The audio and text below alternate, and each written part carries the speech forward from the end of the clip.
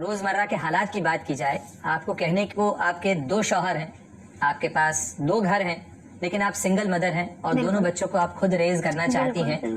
तो ये हार्डशिप देख के कभी कभी मतलब अंदर दिल में दर्द होता है, दुख होता है, गुस्सा आता है, पीड़ा होती है, क्या भाव? नहीं, ऐसा कुछ भी नहीं है। देखो, जब मैं यहाँ इंडिया में पहले थी, जो मेरी फीलिंग थी यहाँ पे जितनी जिसके लिए थी वो मेरे बच्चों के लिए थी। और ऐसा जो हस्बैंड के साथ, जो यहाँ पे जो हस्बैंड है जिनके साथ जो कल थी वही अभी है। जो मतलब जो पहले थी मेरी उनके साथ वैसे ही है हूँ मैं उनके साथ कोई ऐसा वो उस टाइप से नहीं है जो मतलब एक हस्बैंड के साथ होता है, उस टाइप से नहीं है उनके साथ। नहीं हस्बैंड की बात है, लेकिन क्या आपको नहीं लगता कि इस आपके जाने ने आपके बहुत सारे रिश्तों को भी आपसे अलग हट दूर कर दिया? क्योंकि आपके पिता के भी हमने बयान देखे, आपके ससुराल वालों के बहुत सारे बयान देखे, और ऐसा लगता है कि ये किसी एक घर के मसलों में घुसने का मामला नहीं है, लेकिन इस मामले के कारण इस तरीके की बहुत सारी घटनाएं होती हैं। लेकिन आपकी कहानी को अगर देखा जाए तो ये एक लड़की की कहानी है जो कि आज भी उसी तरीके की मुसीबतों और परेशानी में तो फंसी ही हुई। तो उसकी समस्या का समाधान कहाँ हुआ? देखो, ये सारी बातों में ये आता है समाज, परिवार, ससुराल वाले, पड़ोस वाले, ऑफिस वाले। जब एक लड़की की शादी हो जाती है, क्या वो अंदर है, वो सबसे पहले पेरेंट्स को ही मालूम होता है कि वो किस जिल्लतों में जी रही है। वो सबसे पहले आवाज़ अपने पेरेंट्स को ही लगाती है, तकलीफ़ होती है। अंजू ने लगाई थी? अंजू ने बहुत लगाई है, चिल्लाई है, चीखी हूँ। 15 सालों में यही काम किया है, रोना धोना। लेकिन सुना नहीं किसी ने नहीं सुना।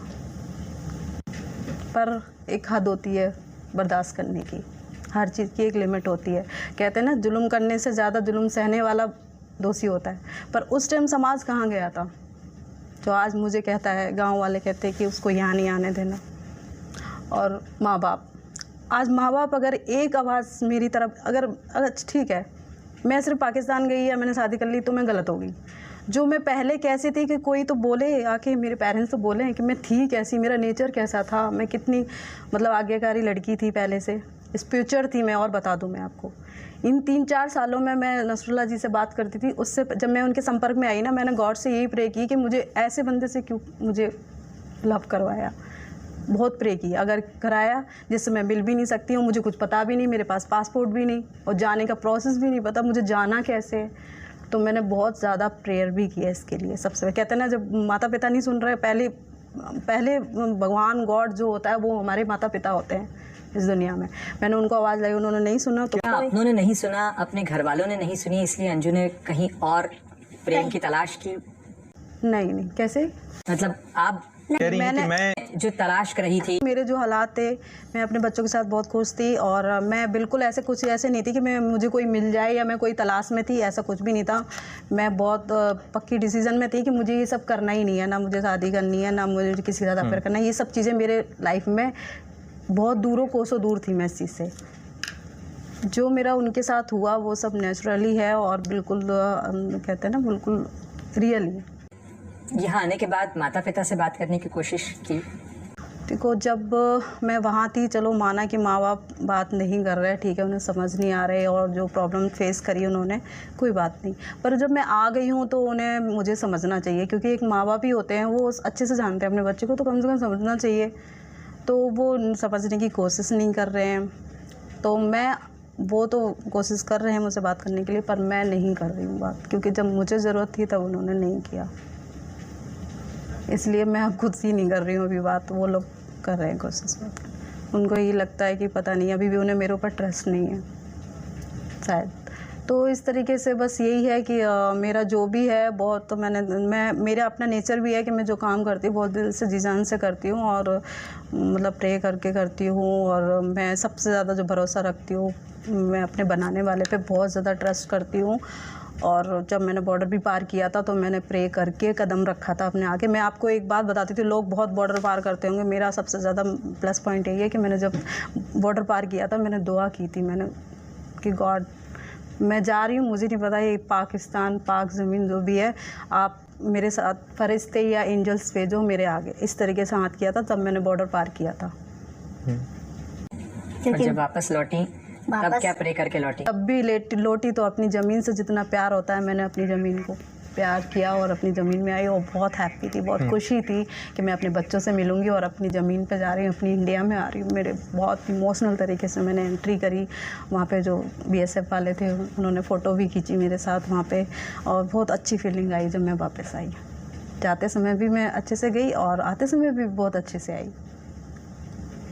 मेरे साथ कोई नहीं था, मुझे परवाह नहीं थी, पर मुझे ये पता था कि मैं अच्छी हूँ, मैंने कोई गलत नहीं किया है, मैंने बहुत अच्छा किया। मैं गई, मेरे जैसे बहुत लोग गए हैं, शादी की है, बहुत लोग हैं जिन्होंने शादी की है पाकिस्तान में। और ज़रूरी नहीं है कि अगर उनके जैसे इंसान कोई यहाँ होता, अगर मुझे उसके साथ होता तो फिर वो यहाँ पे भी होता है। ऐसी कोई बात नहीं है, बात पाकिस्तान की नहीं है ये बात। पर अंजू, आपने जो भी आप लोगों ने तय किया था, बहुत सोच समझ के तय किया था। आपका वीज़ा एप्लीकेशन से लेके आप कैसे जाएंगी, क्या बहाना बना के वीज़ा अप्लाई करने जाएंगी, और उसके बाद कब आप बॉर्डर क्रॉस करेंगी, कब इन्फॉर्म करेंगी, तो अब भी जाहिर तौर पर आप लोगों ने सोचा होगा। क्या टाइमलाइन लेके सोच के चल रही ये है? जो आने वाला प्रोसेस, नहीं, आने वाले प्रोसेस में नहीं, नसरुल्लाह को कब आप बुलाएंगी? हो सकता है साल भर लग जाए, साल भर लग जाए, क्योंकि टाइम तो लगता ही है। 2 दिन का काम तो नहीं होता है, मतलब वीज़ा और स्पॉन्सर करना टाइम लगता है इसमें। काफ़ी इंक्वायरी होती है, बहुत सारी चीज़ें होती है, तो टाइम तो लगेगा। और वहाँ से आप उनके साथ संपर्क में रोज़ हैं, रोज़ बात होती हाँ है? जी, हाँ जी, संपर्क में है।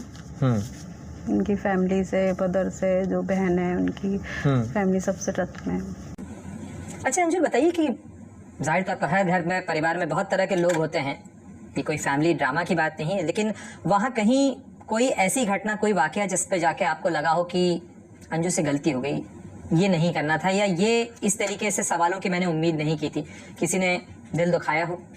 नहीं, इस तरीके से तो मुझे कहीं कुछ भी नहीं लगा। मुझे हर जगह, कहीं गली में गुजरो, किसी के घर जाओ, तो इस तरह से इन 4 महीनों में मुझे ऐसा कहीं महसूस हुआ ही नहीं।